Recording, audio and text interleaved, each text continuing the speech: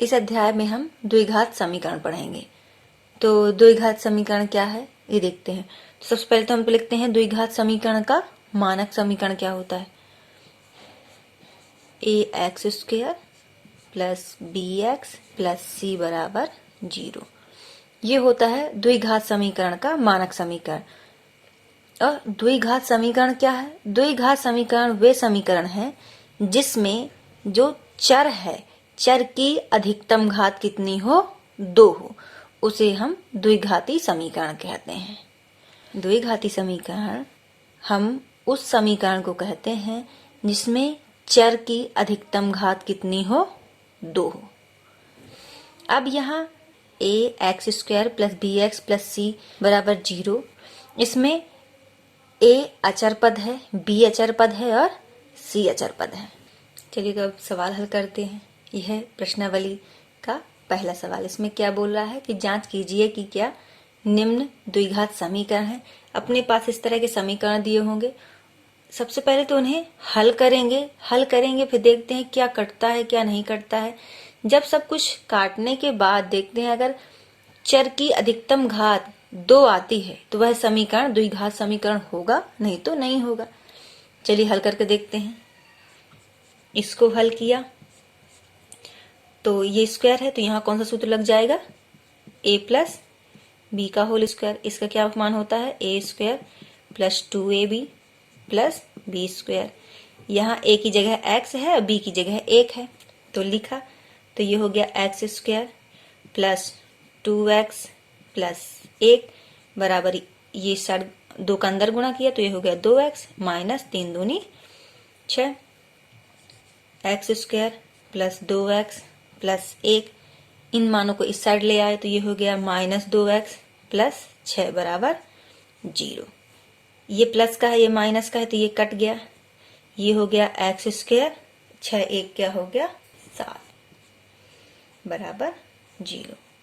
यहाँ x की घात क्या है? 2 है तो मतलब ये द्विघात समीकरण है।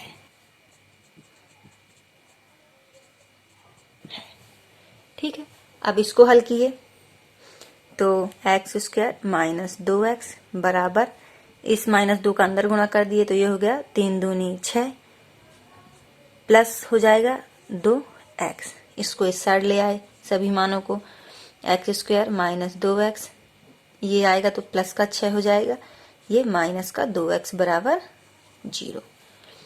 ये हो गया x², ये और ये हो गया माइनस 4x प्लस 6 बराबर 0। तो यहाँ भी x की अधिकतम घात क्या है? 2 है तो ये भी क्या है? द्विघात समीकरण है। यह तीसरा सवाल, इसको देखते हैं। इसको हल किया आगे तो ये हो गया x² फिर x का गुणा 1 में हुआ तो प्लस x, फिर माइनस 2 का इसमें किया तो हो गया 2x फिर माइनस 2 बराबर, इसका गुणा इसमें किया तो ये हो गया x² plus 3x minus x minus 3।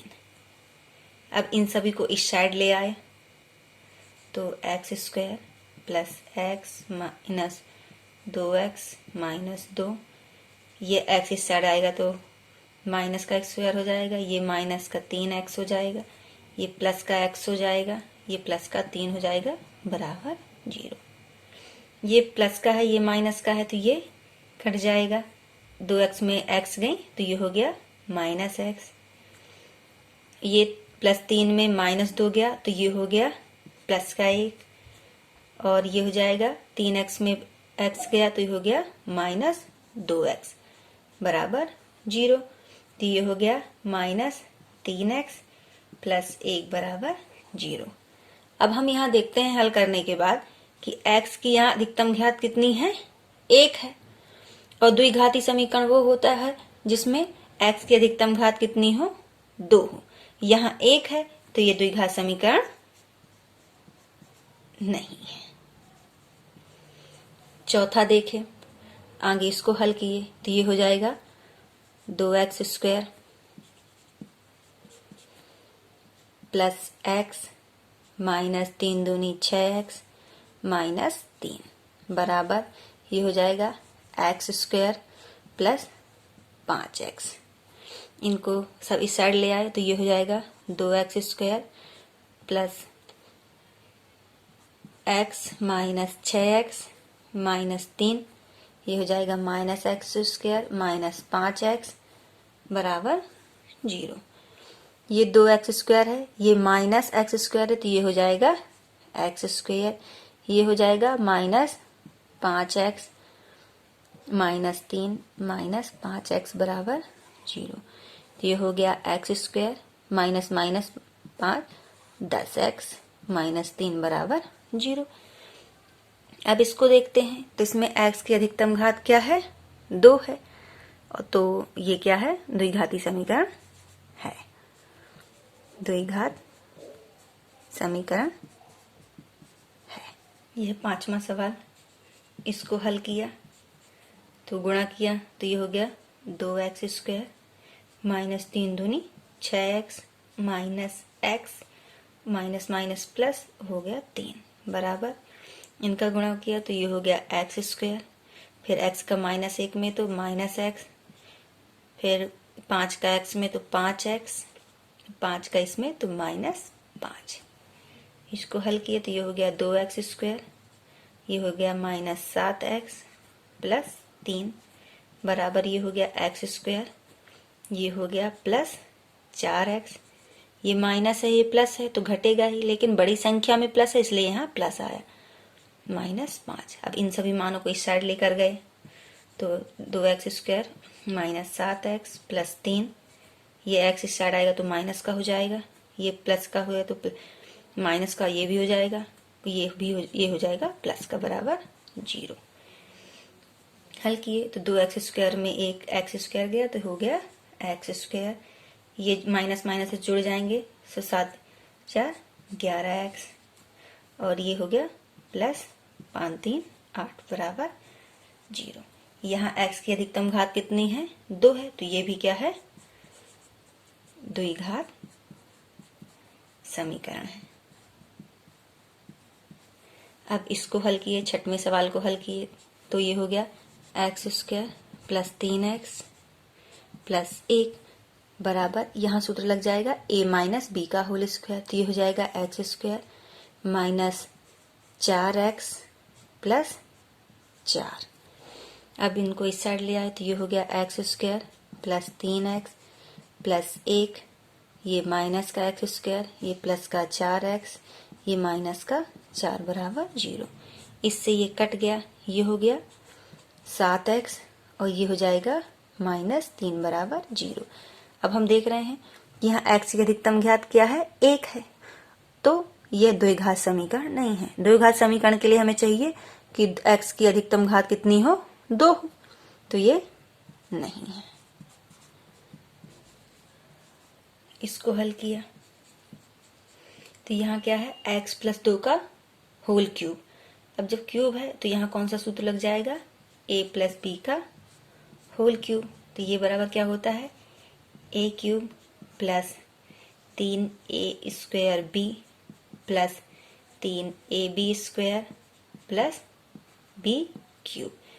तो यहाँ a बराबर x है और b बराबर कितना है, 2 है, तो हल किए तो यहाँ आ गया x क्यूब प्लस ये हो जाएगा एक्स स्क्वायर, तो b की जगह रखे 2 तो 3 दूनी 6 एक्स स्क्वायर प्लस यहाँ आ जाएगा 12x प्लस आ जाएगा ये 8 बराबर 2x का अंदर गुणा किए तो ये हो गया 2x क्यूब माइनस ये हो जाएगा 2x।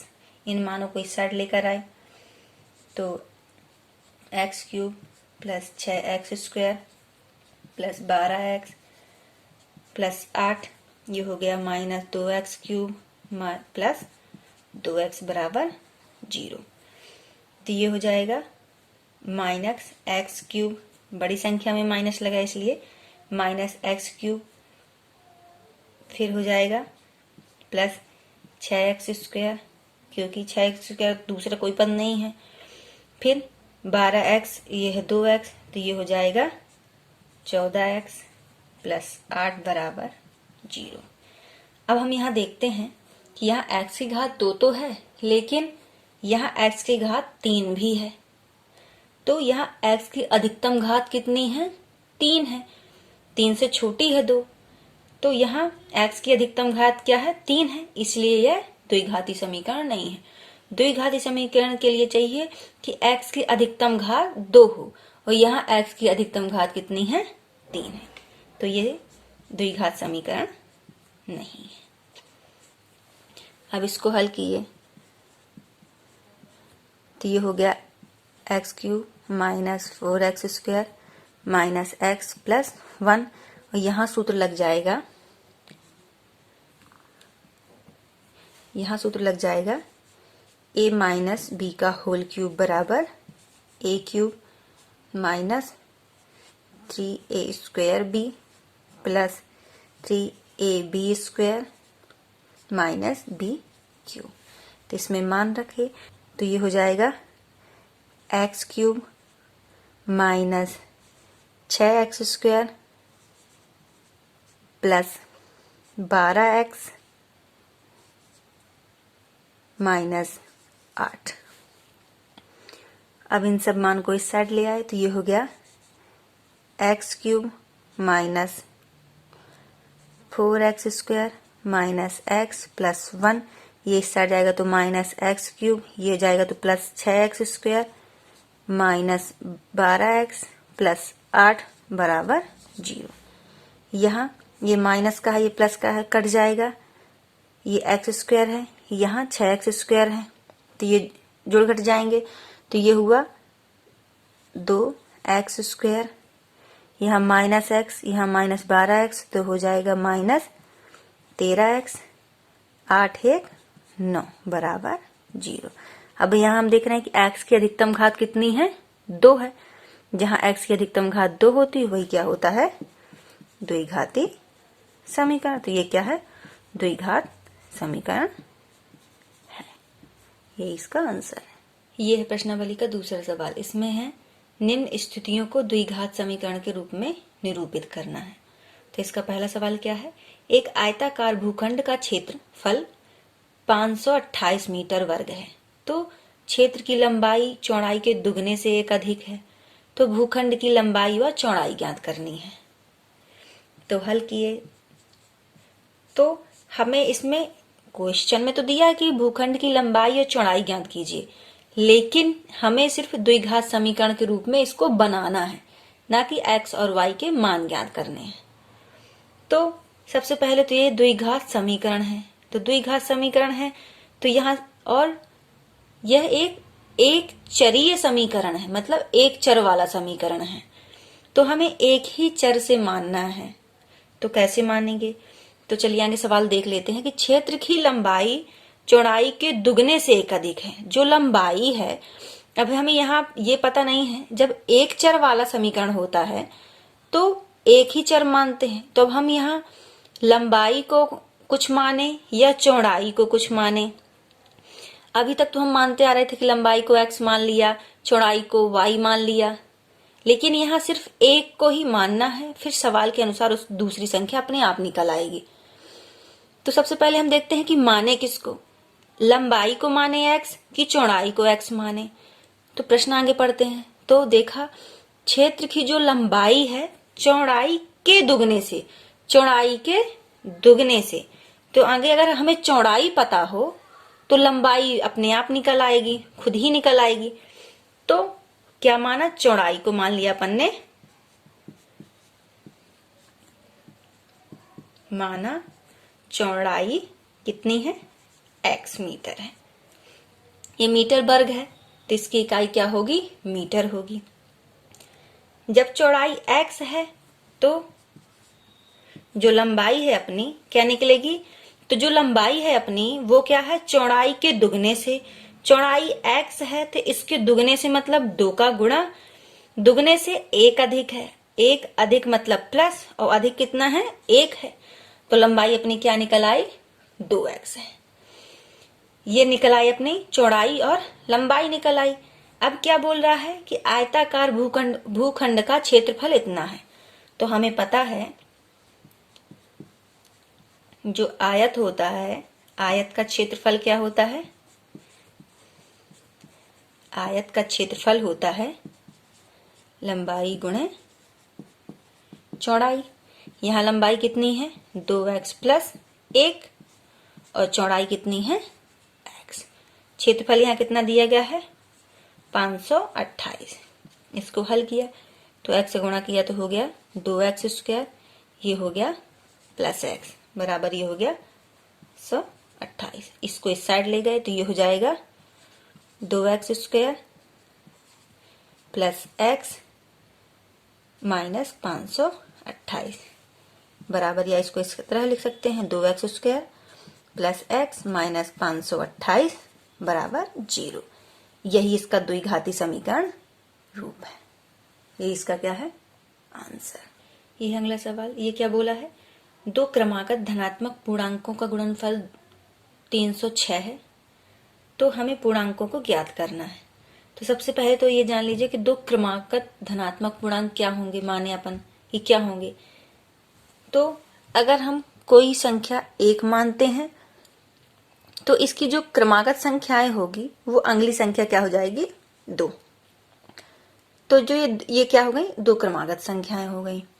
वहीं अगर ये दिया होता कि दो क्रमागत सम संख्याओं का गुणनफल, जब सम संख्या होती है तो दो क्रमागत सम संख्या क्या हो जाएंगी? अगर ये 2 है तो अगली जो क्रमागत संख्या हो जाएगी 4 हो जाएगी। अगर बोलता कि दो क्रमागत विषम संख्याओं का गुणनफल, तो पहली विषम संख्या तो ये हो जाती 3 और अगली विषम संख्या क्या हो जाती? 6। तो चलिए कैसे इसको मानते हैं, ठीक है। तो हल किया तो दो क्रमागत संख्याएं क्या मानते हैं? तो पहली मान लिया, माना पहली संख्या क्या है? माना पहली संख्या x है, तो जो दूसरी संख्या होगी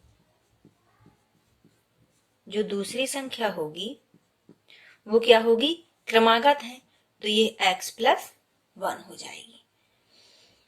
तो अब प्रश्न क्या बोल रहा है कि दो क्रमागत पूर्णांकों का गुणनफल। प्रश्न इनके अनुसार चले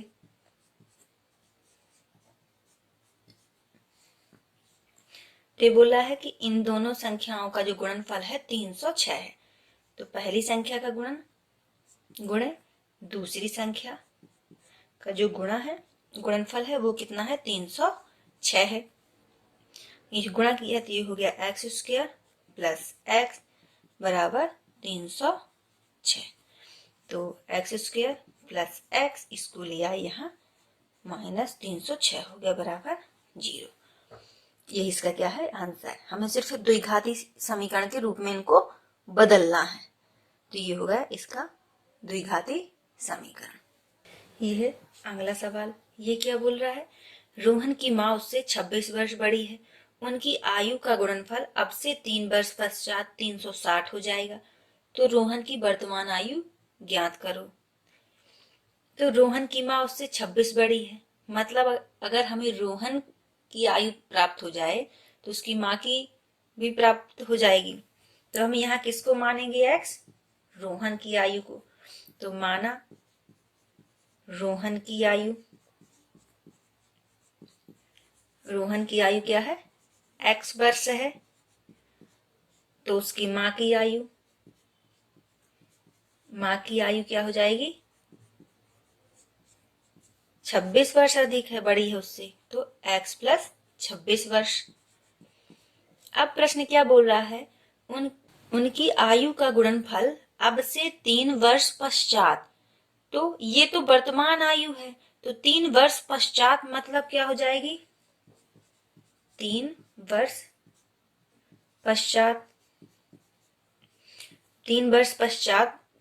पश्चात रोहन की आयु क्या हो जाएगी? x प्लस 3 हो जाएगी, और वहीं उसकी माँ की आयु क्या हो जाएगी? 3 वर्ष पश्चात माँ की आयु हो जाएगी x प्लस 26 प्लस 3, तो ये हो गई x प्लस 29। तो क्या बोल रहा है कि उनकी आयु का जो गुणनफल है अब से 3 वर्ष पश्चात 360 हो जाएगा। तो जो 3 वर्ष पश्चात उन दोनों की आयु प्राप्त हो रही है उनका गुणनफल जो है कितना आता है, 360 आता है। तो x प्लस 3 गुणे x प्लस 29 बराबर कितना आता है, 360। अब क्या कर दिए, इनका गुणा किए तो ये हो जाएगा x square plus 29x plus 3x plus 87 बराबर 360। इसको इस साइड ले आए तो ये हो गया एक्स स्क्वायर, ये हो जाएगा प्लस 31x और ये प्लस 87 माइनस 360 बराबर 0। सॉरी, ये हो जाएगा 32। ये हो गया, फिर हो गया एक्स स्क्वायर प्लस 32x, ये जाएगा तो माइनस क्या हो जाएगा 273 बराबर 0। ये इसका क्या है, द्विघाती समीकरण। ये अगला सवाल, ये क्या बोल रहा है, एक रेलगाड़ी 480 किलोमीटर की दूरी समान चाल से तय करती है। यदि उसकी चाल 8 किलोमीटर प्रति घंटा कम होती है तो वह उसी दूरी को तय करने में 3 घंटे अधिक समय लेती है। तो हमें रेलगाड़ी की चाल ज्ञात करनी है। तो यहाँ हम चाल ही मानेंगे। माना रेलगाड़ी की चाल, चाल क्या है, x किलोमीटर प्रति घंटा है। हमें यहाँ समय भी प्राप्त नहीं है, समय भी प्राप्त नहीं है। यदि यह 2 चर वाला होता तो हम समय को t मान लेते, लेकिन यहाँ एक चर वाला समीकरण है तो हमें सिर्फ x लेके ही चलना है। तो हम देखते हैं कि रेलगाड़ी कितनी दूरी तय करती है। तो दूरी बराबर कितना दिया गया है, 480 किलोमीटर। ये रेलगाड़ी की सामान्य चाल है। तब हमें पता है कि चाल बराबर क्या होता है, चाल बराबर दूरी बटे समय। तो जब रेलगाड़ी की सामान्य चाल है तो वह दूरी कितनी तय करती है और समय कितना लगता है देखते हैं। तो चाल बराबर यहाँ x है, दूरी कितनी है 480 बटे ये हो गया समय। तो समय क्या निकल आया, समय इस साइड जाएगा तो ये हो जाएगा 480 बटे x घंटे। ये हो गया जब रेलगाड़ी x चाल से 480 किलोमीटर दूरी तय करती है तो उसे 480 बटे x घंटे लगते हैं। फिर प्रश्न बोलता है कि यदि चाल में 8 किलोमीटर प्रति घंटा कम होता, यदि उसकी रफ्तार 8 किलोमीटर प्रति घंटे कम होती, तो प्रश्न के अनुसार चले। प्रश्नानुसार जब उसकी जो चाल है कम हो जाती 8 किलोमीटर प्रति घंटा, ये हो जाती है, तो उसे कितना समय लगता है, 3 घंटे अधिक समय लगता है। तो समय क्या लगा उसे, 480 बटे x माइनस प्लस 3 घंटे अधिक समय लिया। लेकिन दूरी कितनी तय करती है, वो 480 ही दूरी तय करती है। तो यहां भी सूत्र लिखे यही, चाल बराबर क्या होता है, दूरी बटे समय। तो चाल यहाँ क्या है, x माइनस 8 बराबर दूरी कितनी है 480 बटे समय कितना प्राप्त हुआ अपन को, 480 बटे x प्लस 3। तिर्यक गुणा कर दिए तो ये हो गया x माइनस 8, ये हो गया 480 बटे x प्लस 3 बराबर 480। ये हुआ, तब इसका गुणा कर दिया तो ये हो गया 480 x बटे x प्लस 3x माइनस इसका इसमें गुणा कर दिया तो ये हो गया 38 40 बटे x, ये हो गया माइनस 8 × 24 बराबर 480। अब इसका क्या कर लेते हैं, x का क्या लेते हैं, एलसीएम ले लेते हैं। तो लिया ये x, तो इस साइड आ गया 480x plus 3x² minus 3840 minus 24x बराबर 480। x इस साइड चला जाएगा, यहाँ मानों को जोड़ घटा देते हैं। तो 480 में 24x जाएगा, तो ये हो जाएगा 456x, ये प्लस 3x² और ये हो जाएगा माइनस 3840। x इस साइड जाएगा तो क्या हो जाएगा 480x। अब इसको इस साइड ले आए तो ये हो गया 3x² प्लस 456x, ये माइनस 480x माइनस 3840 बराबर 0। तो ये क्या हो जाएगा 3x² माइनस 24x माइनस 3840 बराबर क्या हो गया 0। अपना ये क्या हो गया द्विघाती समीकरण। इसको और आगे हल करेंगे तो ये 3 क्या कर लेते हैं, कॉमन कर लेते हैं। तो 3 कॉमन किया तो ये हो गया x² माइनस 8x माइनस 1280 बराबर 0। ये हो गया। तो ये क्या हो गया द्विघाती समीकरण।